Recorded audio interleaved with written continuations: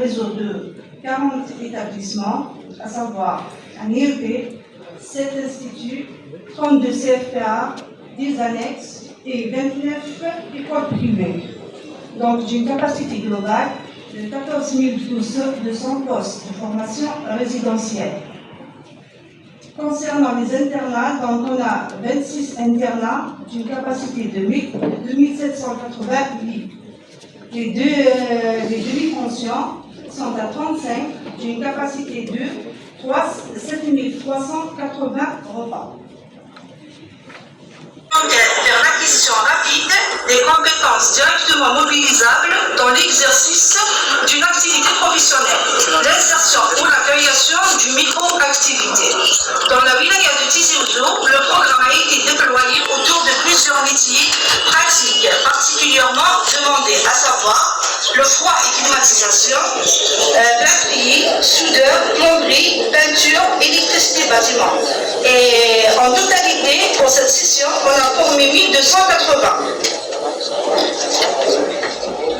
Donc, concernant les préparatifs de la rentrée professionnelle de l'année octobre 2026, dans le cadre de la préparation de la rentrée de la formation professionnelle octobre 2026, la direction de la DFP de Tizi Ouzou a procédé à l'élaboration du plan de formation conformément à la note ministérielle relative à la préparation de la rentrée octobre 2026, aux orientations du ministère aux besoins exprimés par les partenaires socio-économiques. Cette opération a été menée dans le cadre participatif en concertation avec les chefs d'établissement de formation, les représentants du secteur économique et les chambres professionnelles des unions professionnelles. Donc, à l'occasion de la rentrée de la session octobre 2026, la direction de la formation et de la wilaya de Tizi Ouzou offre 12 575 postes de formation diplômante et qualifiante. Donc, on a 2886 résidentiels, 3413 apprentissages, qualifiantes 2100, cours de soir 275, et puis parmi foyer 405, passerelle 170, milieu rural 135, section détachée 75, formation qualifiante, milieu carcéral 270, plus formation allocation chômage 45, école agréée 2100, dans la totalité 12 775. Concernant les nouvelles spécialités, à noter que cette offre de formation a été élaborée à la base d'un référentiel national des formations et des compétences, RNSC, qui se veut un trait d'union entre le secteur de formation et de l'enseignement professionnel et les acteurs économiques. Ces derniers peuvent, à travers cet outil numérique, exprimer leurs besoins en main-d'œuvre et de proposer des formations correspondant à leurs attentes.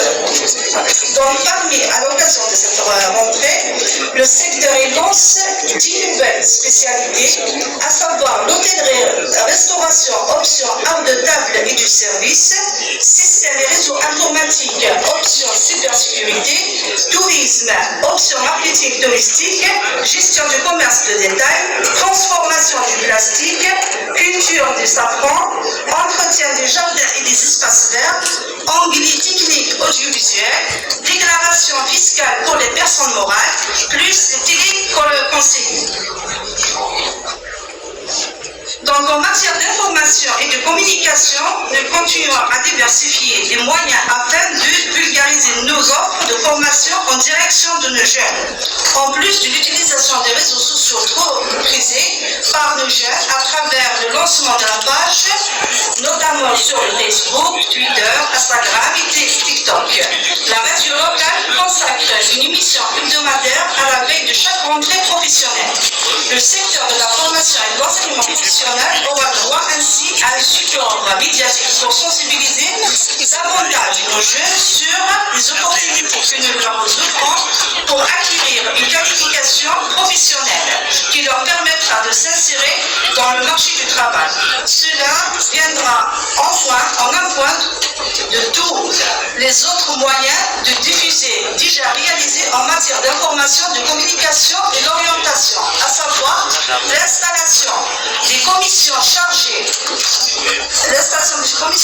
de l'information au niveau de chaque établissement, l'élaboration et diffusion des guides, des offres de formation et de support d'information, l'organisation des journées d'information et des portes ouvertes sur le secteur de la formation et de l'enseignement professionnel au niveau des établissements de formation, chef-lieu de Daïrat, les maisons de jeunes, les centres culturels, plus la maison de la culture.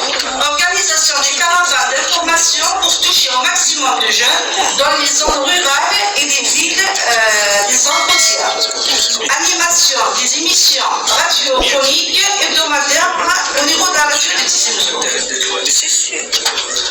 En rajoutant la mise en œuvre du planning annuel d'information 2025-2026 des deux secteurs, formation et éducation, élaboré par la commission mixte. Participation des conseillers à l'orientation du secteur de la commission de suivi installé au niveau des établissements scolaires, à savoir coordination des actions d'information et de sensibilisation entre les conseillers d'orientation, l'évaluation et l'insertion professionnelle, secteur de la formation professionnelle, et les conseillers d'orientation scolaire du secteur d'éducation. Organisation des actions d'information et de sensibilisation en partenariat avec les agences locales de l'emploi et des dispositifs d'aide à l'insertion professionnelle, à savoir Nesda et Mangène, en direction des jeunes. Participation au